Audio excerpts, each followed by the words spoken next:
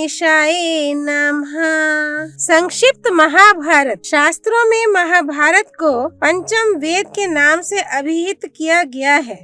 ये भारत का सच्चा एवं बृहत इतिहास तो है ही, जैसा कि इसके नाम से ही व्यक्त होता है। साथ ही इसमें धर्म, ज्ञान, वैराग्य, भक्ति, योग, नीति, सदाचार, अध्यात्म आदि सभी विषयों का अत्यंत विशद एवं सार गर्भित विवेचन किया गया है। इसके रचयिता महर्षि कृष्ण द्वैपायन वेद व्यास जी ने ही अपने श्रीमुख से इसके विषय में कहा है, यन्ने हास्ति न कुत्रचित्। जिस विषय की चर्चा इसमें नहीं की गई है, उसकी चर्चा अन्यत्र कहीं भी उपलब्ध नहीं है। महाभारत में 7 पर्व हैं। आदि पर्व, सभा पर्व, वन पर्व, विराट पर्व, उद्योग पर्व, भीष्म पर्व और द्रोण पर्व। महाभारत में कुल मिलाकर 1,00,000 श्लोक हैं। इसी कारण इसे शत सहस्त्री संहिता के नाम से पुकारा जाता है। आदि पर्व ग्रंथ का उपक्रम। नारायणं नमस्कृत्य नरं चैव नरोत्तमं देवीं सरस्वतीं व्यासं ततो जयमुदीरयेत्। अंतर्यामी नारायण स्वरूप भगवान श्री कृष्ण, उनके सखा नर रत्न अर्जुन, उनकी लीला प्रकट करने वाली भगवती सरस्वती और उसके वक्ता भगवान व्यास को नमस्कार करके आसुरी संपत्तियों का नाश करके अंतःकरण पर विजय प्राप्त कराने वाले महाभारत ग्रंथ का पाठ करना चाहिए। ओम नमो भगवते वासुदेवाय। ओम नमः पितामहाय। ओम नमः प्रजापतिभ्य। ओम नमः श्री कृष्ण द्वैपायनाय। ओम नमः सर्व विघ्न विनायके भय। लोहमर्षण के पुत्र उग्रश्रवा सूत वंश के श्रेष्ठ पौराणिक थे। एक बार जब नैमिषारण्य क्षेत्र में कुलपति शौनक 12 वर्ष का सत्संग सत्र कर रहे थे, तब उग्रश्रवा बड़ी विनय के साथ सुख से बैठे हुए व्रतनिष्ठ ब्रह्म ऋषियों के पास आए। जब नैमिषारण्य वासी तपस्वी ऋषियों ने देखा कि उग्रश्रवा हमारे आश्रम में आ गए हैं, तब उनसे चित्र विचित्र कथा सुनने के लिए उन लोगों ने उन्हें घेर लिया। उग्रश्रवा ने हाथ जोड़कर सबको प्रणाम किया और सत्कार पाकर उनकी तपस्या के संबंध में कुशल प्रश्न किए।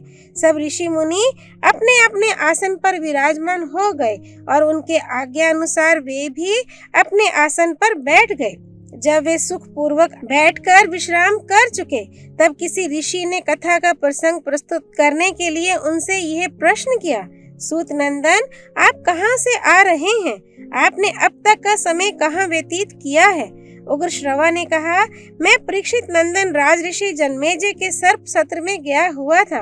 वहाँ श्री वैशंपायन जी के मुख से मैंने भगवान श्री कृष्ण द्वैपायन के द्वारा निर्मित महाभारत ग्रंथ की अनेकों पवित्र और विचित्र कथाएं सुनी। इसके बाद बहुत से तीर्थों और आश्रमों में घूमकर समंत पंचक क्षेत्र में आया, जहाँ पहले कौरव और पांडवों का महान युद्ध हो चुका है। वहाँ से मैं आप लोगों का दर्शन करने के लिए यहाँ आया हूँ। आप सभी चिरायु और ब्रह्मनिष्ठ हैं। आपका ब्रह्म तेज सूर्य और अग्नि के समान है। आप लोग स्नान, जप, हवन आदि से निवृत्त होकर पवित्रता और एकाग्रता के साथ अपने अपने आसन पर बैठे हुए हैं।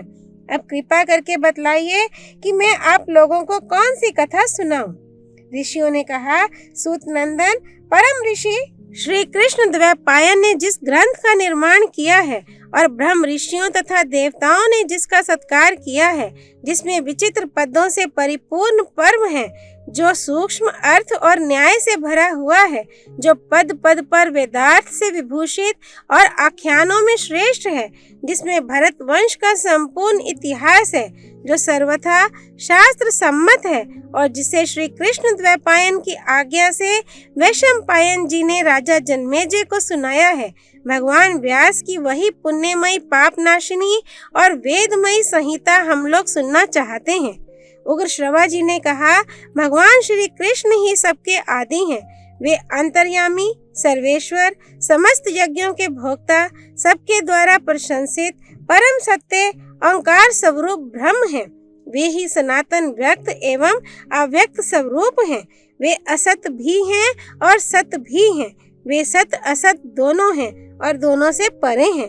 वे ही विराट विश्व भी हैं। उन्होंने ही स्थूल और सूक्ष्म दोनों की सृष्टि की है। वे ही सबके जीवनदाता, सर्वश्रेष्ठ और अविनाशी हैं। वे ही मंगलकारी, मंगल स्वरूप, सर्वव्यापक, सबके वांछनीय, निष्पाप और परम पवित्र हैं। उन्हीं चराचर गुरु नयन मनोहारी ऋषिकेश को नमस्कार करके सर्वलोक पूजित अद्भुत कर्मा भगवान व्यास की पवित्र रचना महाभारत का वर्णन करता हूँ। पृथ्वी में अनेकों प्रतिभाशाली विद्वानों ने इस इतिहास का पहले वर्णन किया है, अब करते हैं और आगे भी करेंगे। ये परम ज्ञान स्वरूप ग्रंथ तीनों लोकों में प्रतिष्ठित है। कोई संक्षेप से तो कोई विस्तार से इसे धारण करते हैं। इसकी शब्दावली शुभ है। इसमें अनेकों छंद हैं और देवता तथा मनुष्यों की मर्यादा का इसमें स्पष्ट वर्णन है। जिस समय यह जगत ज्ञान और प्रकाश से शून्य तथा अंधकार से परिपूर्ण था, उस समय एक बहुत बड़ा अंडा उत्पन्न हुआ और वही समस्त प्रजा की उत्पत्ति का कारण बना। वह बड़ा ही दिव्य और ज्योतिर्मय था। श्रुति उसमें सत्य, सनातन, ज्योतिर्मय ब्रह्म का वर्णन करती है। वह ब्रह्म अलौकिक, अचिंत्य, सर्वत्र सम, अव्यक्त, कारण स्वरूप तथा सत और असत दोनों हैं। उसी अंडे से लोक पितामह प्रजापति ब्रह्मा जी प्रकट हुए। तदनंतर 10 प्रचेता दक्ष, उनके 7 पुत्र, 7 ऋषि और 14 मनु उत्पन्न हुए। विश्वदेवा, आदित्य, वसु, अश्विनी कुमार, यक्ष, साधे, पिशाच, गुहेक, पितर, ब्रह्म ऋषि, राज ऋषि, जल, द्युलोक, पृथ्वी, वायु, आकाश, दिशाएं, संवत्सर, ऋतु, मास, पक्ष, दिन, रात तथा जगत में और जितनी भी वस्तुएं हैं, सब उसी अंडे से उत्पन्न हुई। ये संपूर्ण चराचर जगत प्रलय के समय जिससे उत्पन्न होता है, उसी परमात्मा में लीन हो जाता है। ठीक वैसे ही जैसे ऋतु आने पर उसके अनेकों लक्षण प्रकट हो जाते और बदलने पर लुप्त हो जाते हैं, इस प्रकार यह काल चक्र जिससे सभी पदार्थों की सृष्टि और संहार होता है, अनादि और अनंत रूप से सर्वदा चलता रहता है। संक्षेप में देवताओं की संख्या 33,3333, 36,333 है। विवस्वान के 12 पुत्र हैं। देवापुत्र मृतभानु, चक्षु, आत्मा, विभवसु, सविता, ऋचिक, अर्क, भानु, आशावह, रवि और मनु। मनु के 2 पुत्र हुए, देवभ्राट और सुभ्राट। सुभ्राट के 3 पुत्र हुए, 10 ज्योति, शत ज्योति और सहस्त्र ज्योति। ये तीनों ही प्रजावान और विद्वान थे। 10 ज्योति के 10,000, शत ज्योति के 1 लाख और सहस्त्र ज्योति के 10 लाख पुत्र उत्पन्न हुए। इन्हीं से कुरु, यदु, भरत, यजाति और इक्ष्वाकु आदि राज ऋषियों के वंश चले। बहुत से वंशों और प्राणियों की सृष्टि की यही परंपरा है। भगवान व्यास समस्त लोक, भूत, भविष्यत, वर्तमान के रहस्य, कर्म, उपासना, ज्ञान रूप वेद, अभ्यास युक्त योग, धर्म, अर्थ और काम, सारे शास्त्र तथा लोक व्यवहार को पूर्ण रूप से जानते हैं। उन्होंने इस ग्रंथ में व्याख्या के साथ संपूर्ण इतिहास और सारी श्रुतियों का तात्पर्य कह दिया है। भगवान व्यास ने इस महान ज्ञान का कहीं विस्तार से और कहीं संक्षेप से वर्णन किया है, क्योंकि विद्वान लोग ज्ञान को भिन्न भिन्न प्रकार से प्रकाशित करते हैं। उन्होंने तपस्या और ब्रह्मचर्य की शक्ति से वेदों का विभाजन करके इस ग्रंथ का निर्माण किया और सोचा कि इसे शिष्यों को किस प्रकार पढ़ाऊं। भगवान व्यास का यह विचार जानकर स्वयं ब्रह्मा जी उनकी प्रसन्नता और लोकहित के लिए उनके पास आए। भगवान वेद व्यास उन्हें देखकर बहुत ही विस्मित हुए और मुनियों के साथ उठकर उन्हें हाथ जोड़कर प्रणाम किया तथा आसन पर बैठाया। स्वागत सत्कार के बाद ब्रह्मा जी की आज्ञा से वे भी उनके पास ही बैठ गए। तब व्यास जी ने बड़ी प्रसन्नता से मुस्कुराते हुए कहा, भगवान, मैंने एक श्रेष्ठ काव्य की रचना की है। इसमें वैदिक और लौकिक सभी विषय हैं। इसमें वेदांग सहित उपनिषद, वेदों का क्रिया विस्तार, इतिहास, पुराण, भूत, भविष्यत और वर्तमान के वृत्तांत, बुढ़ापा, मृत्यु, भय, व्याधि आदि के भाव अभाव का निर्णय, आश्रम और वर्णों का धर्म, पुराणों का सार, तपस्या, ब्रह्मचर्य, पृथ्वी, चंद्र, सूर्य, ग्रह, नक्षत्र, तारा और युगों का वर्णन, उनका परिमाण, ऋग्वेद, यजुर्वेद, सामवेद, अथर्वण, अध्यात्म, न्याय, शिक्षा, चिकित्सा, दान, पाशुपत धर्म, देवता और मनुष्यों की उत्पत्ति, पवित्र तीर्थ, पवित्र देश, नदी, पर्वत, वन, समुद्र, पूर्व कल्प, दिव्य नगर, युद्ध कौशल, विविध भाषा, विविध जाति, लोक व्यवहार और सब में व्याप्त परमात्मा का भी वर्णन किया है। परंतु पृथ्वी में इसको लिख लेने वाला कोई नहीं मिलता। यही चिंता का विषय है।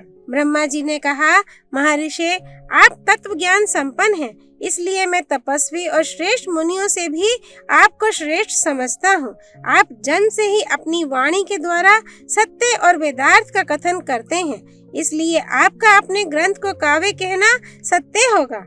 उसकी प्रसिद्धि काव्य के नाम से ही होगी। आपके काव्य से श्रेष्ठ काव्य का निर्माण जगत में कोई नहीं कर सकेगा।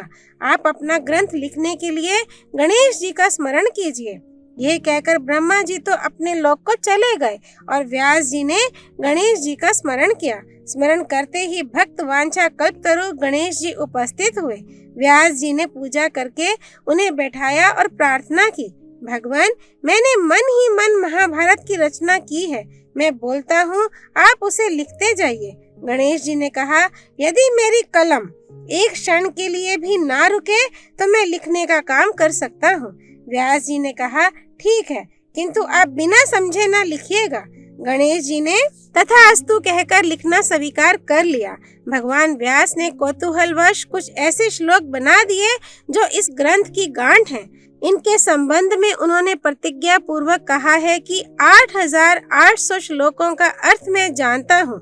शुकदेव जानते हैं, संजय जानते हैं या नहीं, इसका कुछ निश्चय नहीं है। वे श्लोक अब भी इस ग्रंथ में हैं।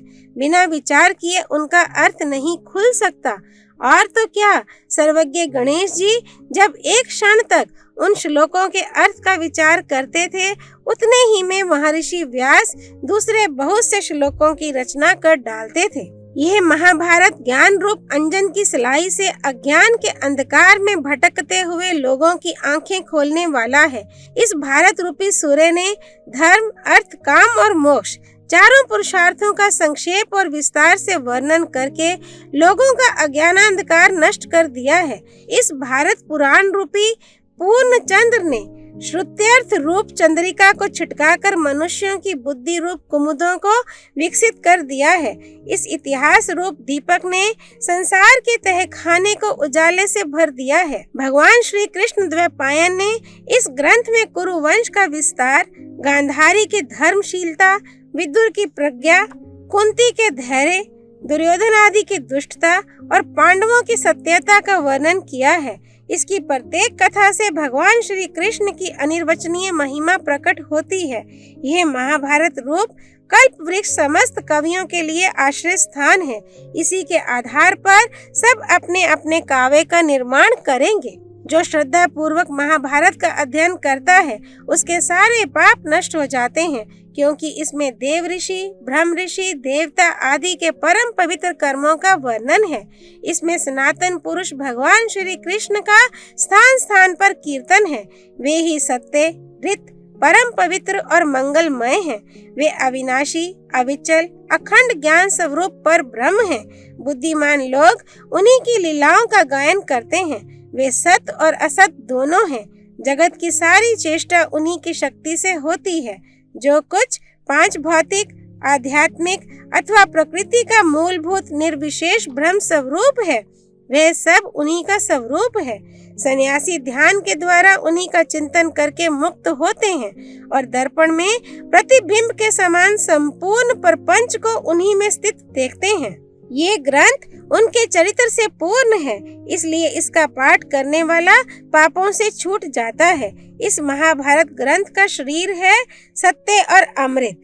इतिहासों में यही सर्वश्रेष्ठ है। इतिहास और पुराणों के द्वारा ही वेदार्थ का निश्चय करना चाहिए। वेद अल्पज्ञ से भयभीत रहते हैं कि कहीं यह हमारा सत्यानाश ना कर डाले। देवताओं ने महाभारत को तराजू पर वेदों के साथ रखकर तौला है। उस समय चारों वेद से इसकी महत्ता अधिक सिद्ध हुई है। महत्ता और भगवता के कारण ही इसे महाभारत कहते हैं। तपस्या, अध्ययन, वैदिक कर्मानुष्ठान, शिलौंच वृत्ति आदि सभी चित्त शुद्धि के हेतु हैं, जब वे भाव शुद्धि के साथ किए जाएं। इस ग्रंथ रत्न में भाव शुद्धि पर विशेष जोर है, इसलिए महाभारत ग्रंथ का अध्ययन करते समय भी भाव शुद्ध रखना चाहिए। नारायण स्वरूप भगवान श्री कृष्ण की जय। भगवती सरस्वती की जय। भगवान व्यास अवतार परम ऋषि श्री कृष्ण द्वैपायन की जय। भगवती सरस्वती की जय। महाभारत आदि पर्व की जय। श्री हरि अर्पणमस्तु।